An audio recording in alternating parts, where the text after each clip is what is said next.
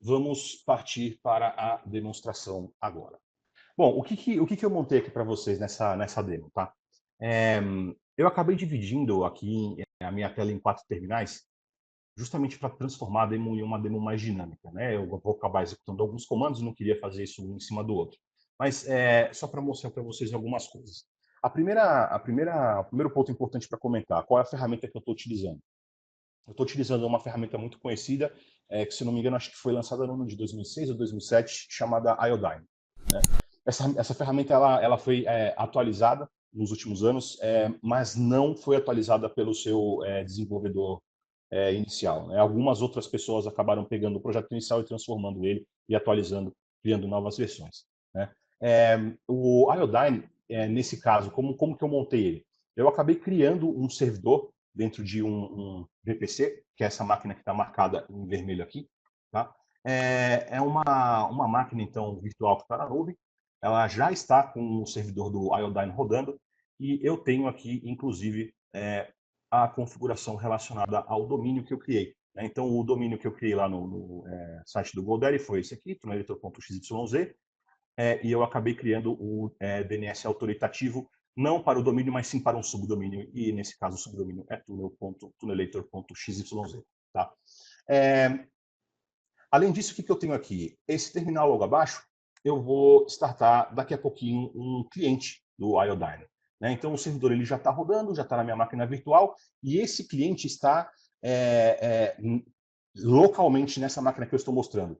Perdão, até o que eu havia comentado. O servidor ele está numa VPC e não numa VM. E o cliente sim está em uma VM. Tá? Além disso, o que eu vou precisar para demonstrar esse ataque? Oi? Servidor. Em cima à esquerda é o servidor que está no VPC da Amazon. Exatamente. E abaixo à esquerda é o cliente que estaria dentro da empresa mandando dados para esse servidor. Exatamente. Exatamente. Iodine Client. Eu não vou startar ele ainda, tá? Só para mostrar para vocês. Aqui nessa tela do lado direito, no canto inferior direito, eu tenho um comando de SSH para startar. Tá? Por que eu coloquei esse comando de SSH? E até comentar como que eu vou testar esse tunelamento. O servidor de SSH, o parâmetro de "-d" maiúsculo, ele vai fazer com que ele funcione como um servidor SOCKS, né? Então, ao invés de eu startar um SSH para executar comandos remotamente ou para fazer uma manutenção remota na máquina, essa opção do "-d" maiúsculo ele vai startar um serviço, né? Vai colocar, na verdade, um serviço nessa porta que seria a porta 8080, e o serviço ele é um serviço de SOCKS, né? O "-n" maiúsculo, ele nada mais é do que um parâmetro que é utilizado em casos de encaminhamento de portas ou em casos, por exemplo, de criação de servidor SOCKS. Ele não vai permitir que aconteça a execução de um comando remoto do SSH. Ele vai ficar parado e escutando, né? E a partir daí o fluxo via SOCKS vai acontecer, né? Através, no caso, do browser. E aqui nessa tela de cima, a única coisa que eu preparei para vocês é a configuração do DNS dessa minha máquina virtual, né? Então, o arquivo /etc/resolve.conf no Linux é utilizado para armazenar as configurações dos servidores de DNS.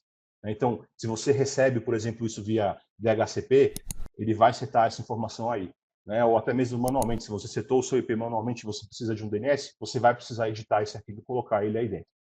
Os servidores de DNS que eu tenho configurados aqui são os do Google, por enquanto. Seria o 8.8.8.8 e o secundário que seria o 8.8.4.4. Tá? Beleza.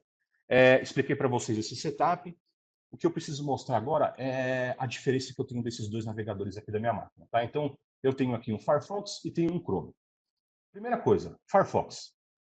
Esse Firefox ele está configurado com uma opção de Manual Proxy, setando um SOCKS host. E o SOCKS host é justamente aquela informação que eu coloquei no cliente de SSH. Tá? Então está aqui o 127.0.0.1, que seria o localhost, e a porta que eu defini lá, que é a porta 8080. Tá? Então está setado aqui manualmente.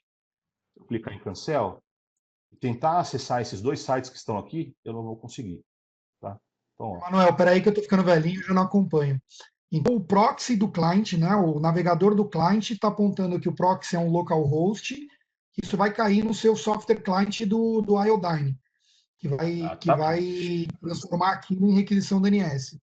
Exatamente. Então, ó, você navegue na internet dando bypass na sistema inteira. Exatamente. Então, olha só, até da onde que eu tirei aquela informação do 127.0.0.1? Foi daqui, ó. Lembra do SSH? Eu falei do "-d" maiúsculo, que seria o parâmetro, e aqui eu estou definindo que o servidor SOCKS ele vai subir em 127.0.1, localhost nessa porta 8080. Tá? A comunicação, né, o SSH, na verdade, ele não é direcionado para localhost, ele é direcionado para cá. Ó. Seria o ubuntu@10.0.0.1. Eu vou explicar para vocês o que é esse P aqui, esse P aqui depois. Tá? Esse P, ele, na verdade, ele vai aparecer depois que a gente iniciar o Iodine Client. Tá? Mas é exatamente isso que o Zamai comentou. Então, olha lá. Se eu der um refresh aqui, não está aparecendo nada. Se eu der um refresh aqui, está aparecendo. Não está aparecendo nada, está aparecendo, na verdade, a mensagem dizendo que o servidor de proxy recusou a conexão. Tá? Aqui nesse outro browser, que seria o Chrome, eu coloquei os mesmos dois sites. Tá? Então, o site da CNN, que no caso seria um site mobile, e esse site daqui, que é o HTTP-bin. Deixa eu dar um refresh aqui. Eu tenho, então, o endereço IP dessa máquina virtual. Se eu der um refresh aqui no site da CNN, eu tenho aqui, então, também as notícias do dia. Tá? Por que eu utilizei o site da CNN em formato mobile e não o tradicional? É interessante comentar isso porque, embora o DNS Tunneling ele seja utilizado para exfiltração de dados e você consiga exfiltrar uma grande quantidade de dados, a comunicação ela não acontece de uma forma tão rápida. Os dados, na verdade, não são trafegados de uma forma tão rápida. É um pouco lento. Né? Porém, a possibilidade de você exfiltrar grandes volumes ela acontece por tudo isso se passar de forma silenciosa. Né? Então, não faz muita diferença se você vai transferir, por exemplo, os dados em 5 segundos ou em 5 minutos ou em 10 minutos. Eles vão ser transferidos. Ninguém vai conseguir identificar se você não tiver um sistema de proteção para tal. Né? Mas foi exatamente esse o motivo pelo qual eu coloquei esse site mobile aqui. Para não, por exemplo, começar a transferir imagens e coisas que não são tão úteis assim. Tá? Mas, como eu comentei, esse browser aqui, que seria o Chrome, ele não tem proxy. Estou fazendo um acesso direto. Eu só copiei e colei os dois sites que estão no Firefox. Tá? Bom, antes de iniciar o Iodine Client, eu queria só mostrar para vocês como que uma requisição comum de DNS parece. Né? Eu vou, na verdade, iniciar aqui um Wireshark, vou fazer algumas requisições dentro do meu navegador do Chrome, que seriam requisições comuns, e eu vou mostrar para vocês como isso aparece numa captura de pacotes. Tá? Então, deixa eu entrar aqui no site da Microsoft, aqui Google, aqui, vou acessar mais um site aqui, google.com. Beleza. Já foi o suficiente, deixa eu ver. Vou parar aqui minha captura de pacotes, vou fazer um filtro. E aqui estamos, com as requisições de DNS que nós fizemos agora há pouco. Tá? Então, olha lá, o site que eu acessei do Google, né? Quando eu coloquei lá o www.google.com no meu navegador, ele enviou uma requisição para o servidor, que seria o 8.8.8.8, aquele servidor de DNS que eu havia mostrado para vocês no resolve.conf, e ela é uma requisição normal. Se eu clicar aqui, por exemplo, em query, eu vejo essa informação aqui, ó, www.google.com. Deixa eu expandir aqui, está mais fácil. Olha aqui a entrada que eu comentei do INA, né, que ele está como type A, google.com. A resposta, ela é bem parecida, mas nesse caso ela tem uma opção a mais dizendo qual é o endereço IP e está respondendo para aquele site. Né? Então, aparece, bem simples de enxergar esse tipo de informação dentro de um anotador de pacotes, um Wireshark da vida. Não tem nada de anormal aqui, não parece, pelo menos, ter nada de anormal aqui. Né? Então, vamos lá. Eu vou minimizar agora o meu Wireshark. Vou fechar essas janelas que eu abri aqui. Tudo. E vamos iniciar o nosso cliente do Iodine. Então, eu vou, antes disso, só fazer uma coisa. Eu vou colocar um tail aqui no log, no meu Varsus log, justamente para mostrar essa conexão acontecendo. Tá? Então, vou disparar aqui. Agora está subindo o túnel de DNS, né? Então o proxy DNS no cliente agora está ativo. O navegador lá, o Firefox, vai conectar nesse Iodine client e ele vai pegar tudo que o navegador do Firefox fizer e transformar em DNS query e mandar para o server que está na esquerda em cima. Isso. A única coisa que eu vou precisar fazer, além disso que eu já fiz agora, né, seria realmente startar o SOX Proxy para que ele, para que o browser, na verdade, consiga acessar os sites através dele. Né? Mas antes de iniciar, eu só queria mostrar outras coisas aqui. Olha só, primeiro ponto, ele mandou as requisições de DNS para o servidor do Google. Tá? Ele fez isso por quê? Porque eu tenho essa configuração setada aqui no meu resolve.com. Outra informação importante, server tunnel IP 10.0.0.1. Esse é um endereço IP que eu vou acessar aqui no meu SSH. Né? Ou seja, a partir do momento que eu estabeleci o túnel de DNS, eu adquiri um IP do meu lado, que seria o IP 10.0.0.2, e eu enxerguei qual é o IP do meu servidor, né? No caso do meu servidor do Iodine, que é o 10.0.0.1. Quando eu executar esse comando do SSH, ele vai me perguntar uma senha.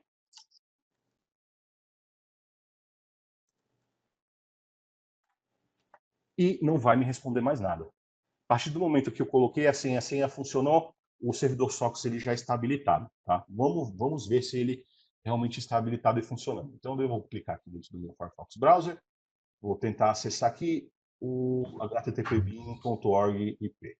Vamos ver o que vai acontecer. Olha lá, já funcionou. Tá? Deixa eu fazer a mesma coisa aqui no site da CNN. Deve demorar um pouquinho para carregar, está indo bem rápido. Carregou também. Mas olha só, diferença. Esse site que eu estou acessando, ele está mostrando o endereço IP de origem. Né? O endereço IP de origem é o mesmo que eu tenho aqui no meu Chrome? Não, não é o mesmo. Tá vendo? Esse do Chrome que não tem o proxy, eu estou utilizando o IP da VM. Esse browser aqui, que seria o Firefox, ele está utilizando este IP maluco aqui. Tá? Ou seja, o Firefox navegou pelo túnel. Exatamente. Eu vou mostrar para vocês que esse endereço IP é exatamente o endereço IP dessa máquina aqui. Que é o meu servidor. E o DNS está dando bypass em toda a segurança que tiver na rede. Exatamente. Então, olha lá. Acabei de fazer um acesso àquela mesma URL, né? O mesmo site que eu estava acessando no meu Firefox, e olha o endereço IP aqui. É o mesmo. Tá? 3.226.213.158, 3.226.213.158. Tá? Funcionou. Beleza? Bom, agora a gente tem que analisar uma outra coisa. Como que isso parece, como o Wireshark consegue enxergar esse tráfego.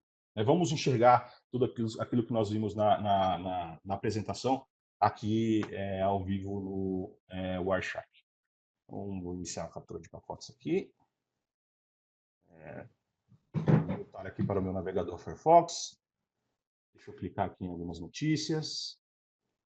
Eu já acessei uma notícia aqui. Vocês viram, né? Eu comentei que existe uma certa lentidão nesse DNS Trailing, mas ele até que ele está indo rápido para mim. Né? Como eu não estou baixando imagens e nada, é só texto, está indo rápido. Quando a gente fala sobre exfiltração de dados, no caso do Framework POS, eram dados de cartão de crédito, então não precisa ser um negócio, sabe, super performático nem nada. Está funcionando direitinho. Não precisa ser performático, não precisa ser um grande volume de dados, você pode mandar um pouquinho de cada vez. Exatamente, fazer isso de forma lenta, silenciosa. Exatamente. Tá? Então, vamos lá. Deixa eu ver. Deixa eu parar aqui a captura de pacotes. Vou colocar o filtro aqui de novo. E olha só, pessoal. Olha como muda o cenário, né? Tava até relativamente fácil de eu enxergar e navegar nessa minha captura de pacotes quando eu não estava utilizando o proxy. E aqui o negócio já começa a aparecer de uma forma diferente. Deixa eu clicar em um aqui para vocês verem. Vou clicar nessa requisição aqui. Olha lá. Bom, a primeira coisa que me chama a atenção é essa mensagem do Wireshark me dizendo que esse query ele está truncado. E ele de fato parece truncado. Né? no exemplo anterior, a gente tinha acessado o site do Google, apareceu lá, google.com, www.google.com. Agora está aparecendo essa tripa imensa, que eu não sei nem o que é. É exatamente É esse, né? que site é esse? Exatamente. E é Não isso é que ele vai site. fazer. Exato. Não é site. São dados que estão sendo trafegados por aí.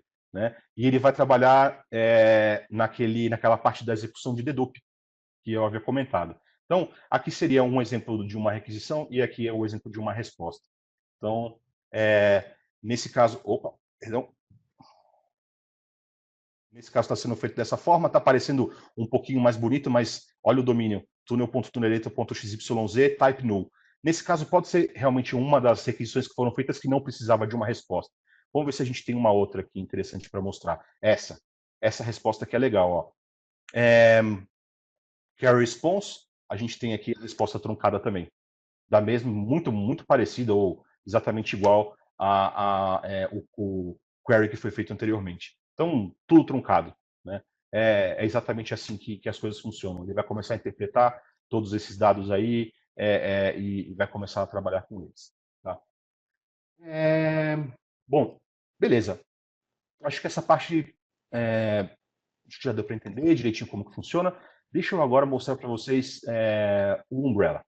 Né? Vamos montar este mesmo cenário, só que utilizando um DNS diferente. Agora não vamos mais utilizar o Google, vamos utilizar o DNS do Umbrella. Deixa eu parar aqui as minhas duas janelas que estão abaixo. Parei o servidor SOX, parei o Iodine Client. Eu vou preparar a execução dos próximos comandos, mas não vou executá-los ainda. Deixa eu limpar essa janela também. Fazer o tail aqui no meu syslog. E vamos alterar o servidor de DNS da minha máquina. Olha lá, eu já tenho aqui um arquivo chamado /etc/resolve.umbrella e eu vou simplesmente redirecionar o conteúdo dele para o /etc/resolve.conf. Tá? Então, vou dar um clear aqui e mostrar para vocês o conteúdo agora do /etc/resolve.conf. O que a gente tem aqui? A gente tem os dois servidores do Umbrella, né? O 208.67.222.222, que seria o primário, e o secundário seria o final .220.220. Tá? Eles já estão setados na máquina, a partir do momento que eu fiz a alteração do arquivo de configuração, isso já começa a valer. O servidor está aqui startado, e eu tenho aqui o meu client pronto para ser iniciado também. Cliquei em Enter aqui e, opa, apareceu uma mensagem diferente do que tinha aparecido antes, né? Bom, é exatamente isso que a gente estava esperando. A primeira coisa para comentar, ele recebeu um refused como resposta. Né? Não só um, como alguns. Né? Então nós temos aqui got refused as a reply para essa tentativa de comunicação do Iodine Client com o Iodine Server. O servidor do Iodine, que está aqui em cima, vocês podem ver, eu até coloquei vários enters aqui, ele não recebeu nenhuma requisição. Tá? Essa requisição aqui, que no caso seria marcado no servidor como 2h46, foi a requisição que a gente fez às 11h46 aqui. Está diferente só por conta do time zone. Tá? Então não conseguiu se comunicar. Eu vou mesmo assim tentar subir o meu servidor SOX. Tá? É lógico que isso não vai ser possível, por quê? Porque o SSH ele está sendo direcionado ao IP que é fornecido pelo túnel, que seria o 10.0.0.1. O meu, né, foi fornecido anteriormente como final 2, mas o 10.0.0.1 é o IP do servidor do Iodine, já dentro desse túnel. Né? Vou tentar aqui, Enter, e ele não vai me perguntar a senha. Né? Vou esperar mais um tempinho, não me perguntou nada, beleza, nada. Mesmo assim, deixa eu ir lá no meu Firefox, deixa eu dar um Shift Reload aqui, nada. HTTP bin, em reload aqui, nada. Tá? Então, não estou conseguindo mais... Tunnel down. Não estou conseguindo mais utilizar a infraestrutura que eu havia acessado anteriormente. Tá? Não está funcionando. Agora, vamos ao Umbrella. Vamos enxergar como nós vemos essa requisição dentro do Umbrella. Manolo, enquanto você está abrindo ali, eu fiz uma busca aqui por Free Internet DNS Tunneling. Tem um monte de serviço já criado para navegação de graça na internet, né? os portais de hotspot, eles têm lá que autenticar o usuário para ele ir para a internet. Aí o pessoal está criando o serviço free para usar DNS Tunneling, porque o DNS tem que passar, né? Tem que ter um bypass no portal antes da autenticação web, para você navegar de graça, sem autenticar. Então você conecta em qualquer rede Wi-Fi de portal web e navega de graça. É interessante ter comentado. Você sabe que tem muita gente que. Hoje em dia, os hotéis eles não são todos que cobram mais por internet, mas antigamente a grande maioria dos hotéis cobrava. E era um valor bem alto, né? Dependendo do hotel, era bem alto mesmo. E o pessoal usava muito isso, DNS Tunneling, para fazer esse bypass. Lógico, não é uma solução, né, para o acesso, justamente por conta da lentidão, mas é possível. Às vezes, se o cara ele quer só fazer uma transmissão de uma mensagem ou fazer o download de um arquivo texto, alguma coisa assim, ele consegue fazer o bypass. E, como você mesmo comentou, isso hoje é ofertado como serviço até, né? Então, beleza, eu já estou aqui na minha tela do Umbrella. Eu tenho aqui dentro do meu dashboard as informações de Secret Blocks. Eu vou clicar aqui em View Activity. Esperar um pouquinho a tela carregar.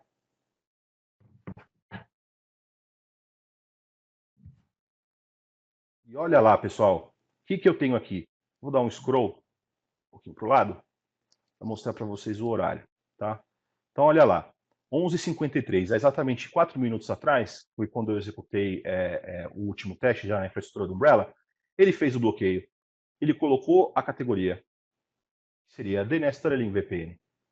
E ele me mostrou aqui qual foi o destino acessado, ou quais foram os destinos acessados que foram identificados através dessa categoria. Então, está aqui, tunnelator.xyz, aquele subdomínio que eu comentei, que é onde eu estou rodando o meu Iodine Server, que é o túnel, e aqui aquelas primeiras requisições longas que ele começou a fazer, nesse caso ainda não eram tão longas assim, mas são requisições super estranhas, ele já fez a identificação e bloqueou, além de alertar. Pessoal, do ponto de vista da demonstração, eu acho que é isso. Eu vou abrir então agora a sessão para Q&A, né, para que eu consiga responder algumas dúvidas de vocês. Mas era exatamente isso que eu tinha para mostrar, tá? Então, repassando, eu primeiro fiz o acesso utilizando o Iodine Client Server, subi um servidor de SOCKS, acessei a internet utilizando o meu browser dentro desse túnel, né, fazendo toda a transmissão de dados dentro desse túnel, utilizando o SOCKS Proxy. Depois disso, o que eu fiz foi alterar o servidor de DNS da minha máquina, colocar os servidores de DNS do Umbrella, e a partir daí tentei fazer o ataque novamente, ele não funcionou. Uma dúvida muito comum em demonstrações desse tipo. O pessoal costuma comentar, falar assim, olha, o que você fez aí foi basicamente trabalhar com a troca de servidores de DNS. O usuário final não poderia fazer a mesma coisa? A resposta é sim, porém, você, como sendo uma empresa que possui Umbrella, você deve trabalhar com o enforcement de requisições feitas a servidores de DNS recursivos que não são autorizados por você. Ou seja, eu vou testar um exemplo clássico que eu tenho aqui dentro da minha rede doméstica. Eu tenho um equipamento da Cisco, um Meraki MR18. Esse MR18 ele está conectado em um equipamento Firepower. E o MR18 ele não está trabalhando entregando IPs via DHCP para os clientes wireless. Na verdade, eu coloquei ele em modo bridge e é o meu Firepower que vai prover tanto informações de endereço IP como de DNS para os clientes. Mesmo assim, mesmo o Meraki não sendo o DHCP, existe uma opção dentro dele que serve justamente para você fazer o enforcement de requisições DNS. Se você setar isso dentro do equipamento, dentro do Meraki, por mais que você sete manualmente o seu servidor de DNS lá no resolve.conf ou dentro das configurações do Windows, ele não vai deixar com que você acesse aquele servidor. Ele vai redirecionar o tráfego para aquele servidor 8.8.8.8, por exemplo, para os servidores do Umbrella. E é exatamente isso que você deve fazer dentro da sua rede também, através de regras de firewall, ou em casos, por exemplo, de usuários remotos, né, que isso é um ponto muito interessante. O Umbrella Roaming Client, o Umbrella, na verdade, ele tem o que a gente chama de Roaming Client, e ele tem também um outro cliente que seria o AnyConnect Roaming Security. Né? Esses dois clientes eles vão trabalhar com o enforcement da mesma forma. né? Por mais que você tente setar manualmente o DNS da máquina, ele não vai deixar com que você faça o acesso direto a eles. Ele vai redirecionar todo aquele fluxo para o Umbrella.